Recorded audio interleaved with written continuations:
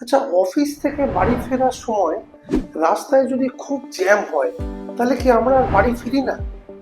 আমরা তো ঠিকই বাড়ি ফিরি না, দেরিতে হলেও বাড়িতে ফিরি। কিন্তু ইনভেস্টের ক্ষেত্রে অনেকে ঠিক এই কাজটাই করে। মিউচুয়াল ফান্ডের রিটার্ন যদি খুব তাড়াতাড়ি তাকে একটা ভালো রিটার্ন না দেখায়, তাহলে অনেকেই দেখেছি আমি যে মিউচুয়াল ফান্ডের এসআইপি বা ইনভেস্টমেন্ট বন্ধ করে টাকা তুলে নিয়ে চলে যেত। 1979-এ বোম্বে স্টক এক্সচেঞ্জের ইন্ডেক্স সেন্সেক্স শুরু হয়েছিল মাত্র 100 পয়েন্ট দিয়ে, যেটা 2026-এ আজকে 84,000-এর উপর। গত 46 বছরে সেন্সেক্স রিটার্ন দিয়েছে অ্যাভারেজ, প্রত্যেক বছরের অ্যাভারেজ রিটার্ন প্রায় 14%।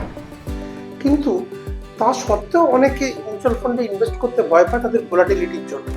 ইকুইটি মিউচুয়াল ফান্ড শর্ট টার্মে একটা আনপ্রেডিক্টেবল রিটার্ন দেয়, কিন্তু লং টার্মে এটাই সব থেকে বেশি প্রেডিক্টেবল রিটার্ন দেয়।